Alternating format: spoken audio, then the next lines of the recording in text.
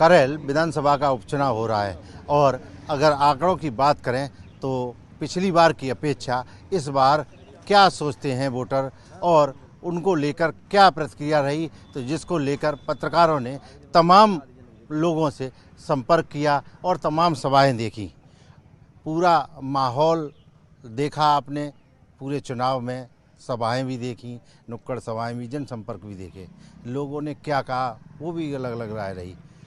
क्या देख रहे हैं कि इस बार इस चुनाव में ऐसा क्या है, चूँकि भाजपा सपा दोनों ही दावा कर रही हैं। देखिए, ये चुनाव जो है एक ऐसा पहली बार करेल में हो रहा है जब सैपई परिवार, रिश्तेदार और घर के लोग आमने सामने, मतलब फूफा और भतीजे। तो सबसे इंटरेस्टिंग बात तो यही है। और कहीं ना कहीं जैसे अनुजेश प्रताप जो कि धर्मेंद्र यादव की बहन हुई है, इस क्षेत्र में जैसे जिस जगह पे हम लोग खड़े हुए हैं, यहाँ तक उन्होंने काफ़ी, उनकी माँ जो विधायक रही हैं 2 बार, तो ये क्षेत्र उसमें उस समय घिरोर विधानसभा हुआ करती थी, उसी में आता है ये। तो काफ़ी पुरानी पकड़ है उनकी। तो यहाँ तक तो देखा जाए इस इलाके में, जैसे घिरोर को करेल विधानसभा को हम लोग 2 भागों में बांट लेते हैं।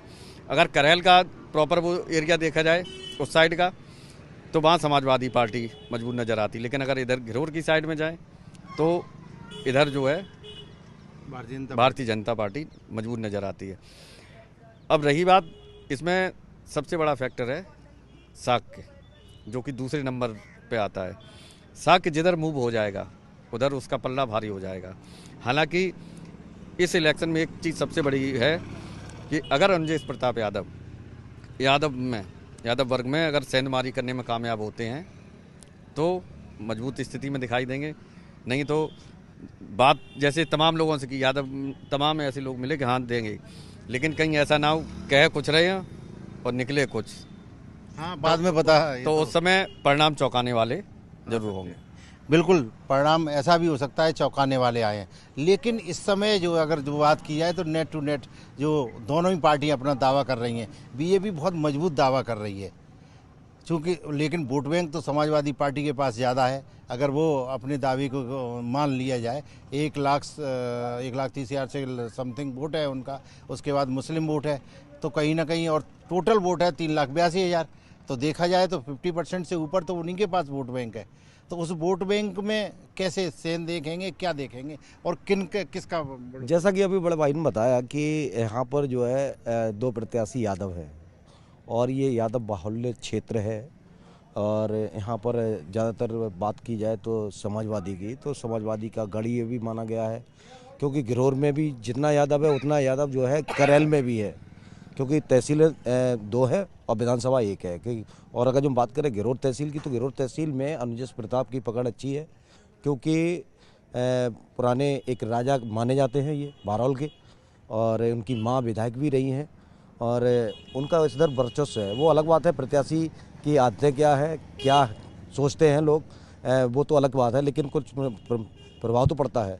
अगर जो बात करें समाजवादी पार्टी की, तो तेज प्रताप यादव जो है पूर्व सांसद भी रह चुके हैं और प्रतिनिधि भी रहे हैं, चाहे यहाँ सांसद कोई भी रहा हो, लेकिन जो ना प्रतिनिधि नेताजी के हाँ नहीं, और यहीं से सांसद रहे हैं। हाँ, तो वो उन्होंने सारा काम देखा, जनता से जुड़े हैं, पहले से भी जुड़े रहे हैं और जनता के बीच हमेशा जाते हैं, दुख सुख में अक्सर कर उन्हें जाते आते देखा गया है। और बात का जो करें तो यहाँ पर समाजवादी पार्टी ने इतनी मेहनत की है लोगों को रिझाने के लिए, क्योंकि यहाँ 2 यादव हैं, तो यादवों में भी बड़ा मेहनत की है। अन्य जो पिछली बार जो चुनाव था उसमें इतनी मेहनत नज़र नहीं आई, लेकिन इस बार मैं बता रहा हूँ क्योंकि इन लोगों ने जो एक पीडीए जो बनाया है उसका बहुत बड़ा इफेक्ट है, क्योंकि पीडीए में अगड़े भी जुड़े हैं, पिछड़े भी जुड़े हैं, दलित भी जुड़े हैं, मतलब सभी समाज को उन्होंने। लेकिन फिर इतनी मेहनत क्यों? अगर ये अब पिछड़े और नहीं, एक बात आती है कि यहाँ पर जो आज जो देखने को मिला है, आज क्योंकि मतदान हो रहा है और अब लोगों 45% से ऊपर मतदान हो चुका है अब तक, और कुछ घंटे और बाकी बचे हैं जो मतदान खत्म होने में। वोटों परसेंटेज बढ़ेगा नहीं लगता है? नहीं बढ़े, हो सकता है 1-2% और बढ़ जाए, लेकिन कुल मिला के अभी 45 हुआ है, तो हो सकता है 47-48 हो जाए। तो इसमें तो यादवों का डिवाइड कर दीजिए आप, लेकिन जो समाजवादी पार्टी ने जो शक किया और मुसलमानों के साथ में जो जा जाके कॉमिंग की है, तो वो निर्णायक वोट होगा, यानी कि दलित समाज भी होगा इसमें, और मुस्लिम समाज और शाक्य समाज, ये अगर जो जिधर भटक गए यानी कि जिधर चले गए वो आगे बढ़ेगा। क्योंकि चुनाव बड़ा इंटरेस्टिंग है, एक तरफ फूफा है, दूसरी तरफ भतीजा है। दोनों के रिश्तों से क्या मतलब असर पड़ेगा लोगों पे, क्या रिझा पाएंगे नहीं, क्या क्या देखने को लग रहा है आपको? देखिए, रिश्ते अपनी जगह हैं और लोग जो हैं मतदान करते हैं अपना विवेक से। तो अब ये मतदान का जो असर है वो भाजपा सत्ताधारी पार्टी है, सत्ता में है, और भाजपा ने जो भी असर डाला है यहाँ की जनता पर, उसके आधार पर भाजपा को वोट मिलेगा। और समाजवादी पार्टी चूँकि अपोजिशन में है और उनका गढ़ है, तो संभवतः उनको वोट ज़्यादा मिलेगा। और उम्मीद है कि भाजपा से बाजी समाजवादी पार्टी मार सकती है। अच्छा, एक खास बात कि जब चुनाव होता है, जो मुद्दे होते हैं, जो बेसिक मुद्दे हैं यहाँ के, चाहे सड़क हो, चाहे पानी हो, चाहे बिजली हो, चाहे अन्य समस्या हो, किसानों की हो, खाद पानी बिजली, ये सब चीज़ें किसानों की, क्या उन मुद्दों पे इस बार कोई चर्चा देखी गई चुनाव में? देखिए, इन मुद्दों पर छोटी छोटी बातें हैं, इन पे तो चर्चाएं होती रहती हैं, लेकिन अगर देखा जाए तो मैनपुरी का सबसे बड़ा जो मुद्दा है वो एक यहाँ उद्योग का है।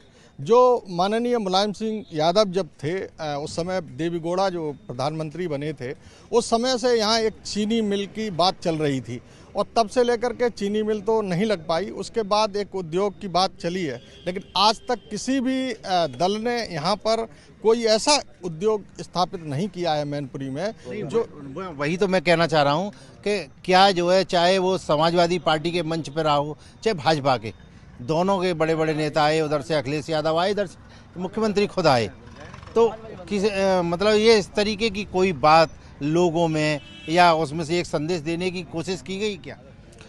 ऐसा तो कुछ देखने को नहीं मिला है। जनता बस सड़क, पानी, बिजली में ही खुश हो जाती है और खाद में खुश हो जाती है, लेकिन यहाँ की जनता अधिकांश जो है जाति पर वोट पड़ता है। उत्तर प्रदेश में जैसे कि जाति का हमेशा पलड़ा जो है भारी रहता है, और यादव जो बाहुल क्षेत्र होने के कारण उनका जो है मतदाता ज़्यादा है, और इसी का वहाँ के लोगों को जो है फ़ायदा मिलता है, और इसलिए जो है अन्य कोई समीकरण जो है सही से सटीक बैठ नहीं पाते। बिल्कुल, जातिगत, अगर जातिगत वोट की बात करें तो सबसे ज़्यादा समाजवादी पार्टी मजबूत है। क्या लगता है कि इन जातिगत में इसमें कैसे बीजेपी ने सेंध लगा पाएगी? बात करें तो सबसे बड़ी बात है, दोनों ही प्रत्याशी यादव हैं और दोनों ही आपस में रिश्तेदार हैं। तो सबसे बड़ी बात है, यादव जो 1.5 लाख यादव वोटर्स है, उसमें कहीं ना कहीं बबलू, जो अनिलेश प्रताप यादव है, उनको बबलू कहते हैं, वो कहीं ना कहीं सेंधमारी जरूर करेंगे यादवों में। जब यादवों में सेंधमारी करेंगे तो कोर वोटर कहा जाता है साक्य को, बीजेपी का, तो उनको उससे भी लाभ मिलेगा। तो ऐसा नहीं है कि लड़ाई एक तरफा है, कहीं ना कहीं भारतीय जनता पार्टी भी अपनी सही स्थिति में है इस समय, लेकिन बहुत ज़्यादा सही स्थिति नहीं है। लगभग ऐसा कह सकते हैं आप 35-65 का रेशियो कह सकते हैं, या 40-60 का रेशियो कह सकते हैं। भारतीय जनता पार्टी भी अपनी जगह ठीक चल रही है अभी भी। अच्छा, भारतीय जनता पार्टी ने ज़बरदस्त मेहनत की और उधर समाजवादी पार्टी ने भी की।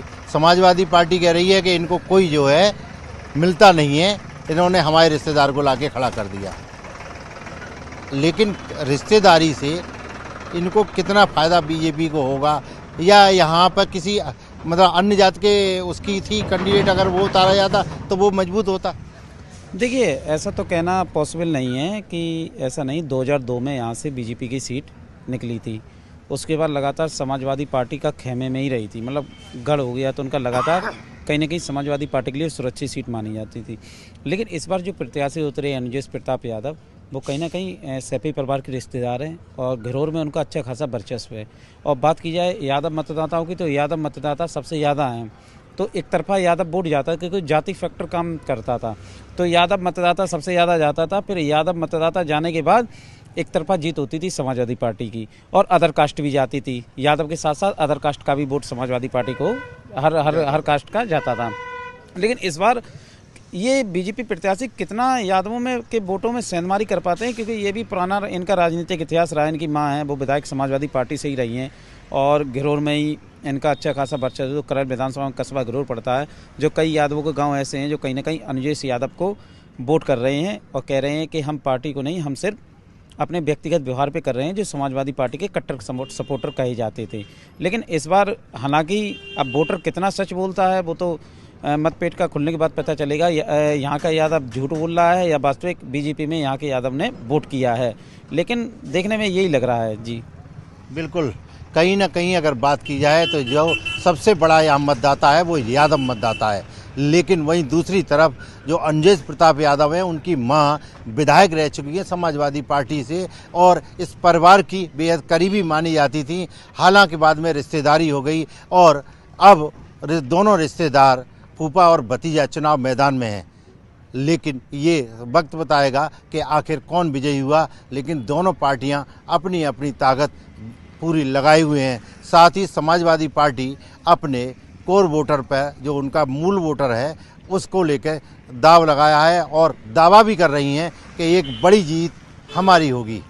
लेकिन ये चुनाव जिस दिन वोट खुलेंगे उसी दिन पता चल पाएगा कि जीत आखिर किसकी हुई। देवेंद्र चौहान, न्यूज़ 18, मैनपुरी।